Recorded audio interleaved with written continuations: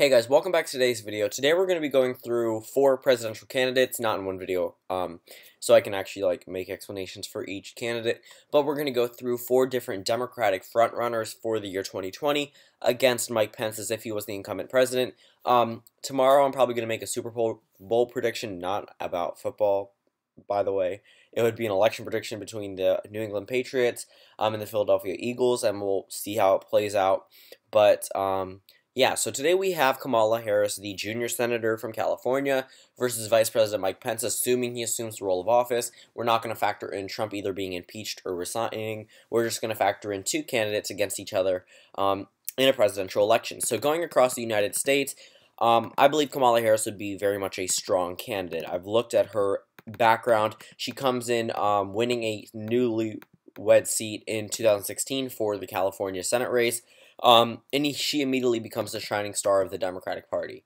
Her name, one of the first to be thrown out in the ring, even though she was elected the same year Donald Trump was, and she's an African-American woman. Think about how African-Americans came out to vote under Obama, and how women came out to vote under Clinton, although it wasn't as big as Obama won with women, just factoring in, for example, if you take a Hillary Clinton against a Donald Trump without the Clinton scandals, she would destroy him. But scandals happen on both sides, so of course they impeded both of them. But just imagine women coming out to vote the same way that they were energized for Clinton and Obama, and African Americans the same way they were for Obama. And that would ultimately be one of the most easiest ways for the Democrats to become the party in the White House, because they need someone who can appeal to not only minorities but women, because they're already losing with white men, and it's not really a base that they can further expand off. They would need a really conservative Democrat in order to do that. There's not a lot of those, and the Democratic Party would probably lose more than they gain with that, with the exceptions of people like Joe Manchin who already have their name out there. But if it's someone who's just just a dark horse candidate who comes out as a conservative Democrat, gets elected, represents the party in a general election, it wouldn't be that easy to get behind him under the Democratic Party. So Kamala Harris, I believe that she would carry every single state Hillary Clinton did. So we're going to fill that in now. Maine, I'm going to give all of Maine to Kamala Harris. I do not think that Pence would be able to appeal to rural voters, although he comes from a state like Indiana. You can't really say that he has the same businessman appeal the same way Donald Trump was able to win up in Maine. And I believe that looking at Trump's approval rating in Maine, I just got, from actually one of you guys, a map about the current approval ratings. Turns out Donald Trump's approval rating is currently lower in Texas than it is in Michigan, Wisconsin, Pennsylvania, but it's still not that high in Michigan, Wisconsin, Pennsylvania. It's recouped from 32% to around 40%. But that's not something necessarily to be the most proud of, considering that you can't afford to lose any voters in these 3 states in order to win the presidency.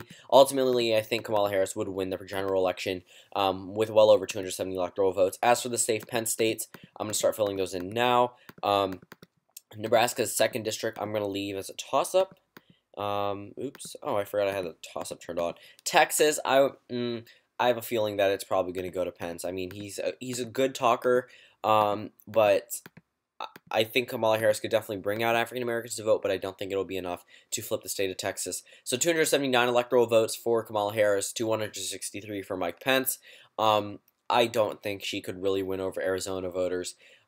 Being completely honest, I don't think the state of Arizona would go to her, because I don't think she would be able to drive out Latino turnout like she would for African American turnout. I think the women vote would be on her side, but I don't necessarily see it going for Harris over Pence, because I think Pence is a little bit stronger than Donald Trump. Going down to Georgia, I think Pence is that conservative that they've been looking for in past presidential elections, like Mitt Romney, John McCain, as they saw with Karen Handel in the Georgia 6 race.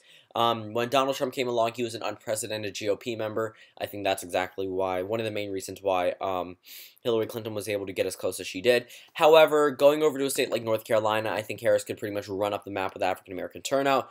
Going down to Florida, although the Latino vote is very heavy, I think that Donald Trump's approval ratings would factor in. After the State of the Union, I understand your argument, but I do think that Kamala Harris would be able to tie Pence close enough to Trump, so that way they both, I guess they fall together. And considering that Pence would be the incumbent president, he wouldn't have all the economic growth to be under his name. So a lot of his he doesn't even have businessman appeal, so I don't think that it would go in his favor. Going over to Ohio, I think Ohio would narrowly go to Kamala Harris. I think she would be able to drive out African American turnout, but I think Iowa would ultimately go to Pence. and give him a win in that state. Going over to Nebraska's 2nd district, I think with Kamala Harris's ability to run up African American vote, I think it would narrowly go to her, especially if he gets an incumbent President Pence. But this is the final electoral map. We're going to go do 3 more Democrats, and comment down below if you want me to do any more candidates versus Pence, ones that I didn't do. But thank you guys for watching this video, and I'll see you all later today.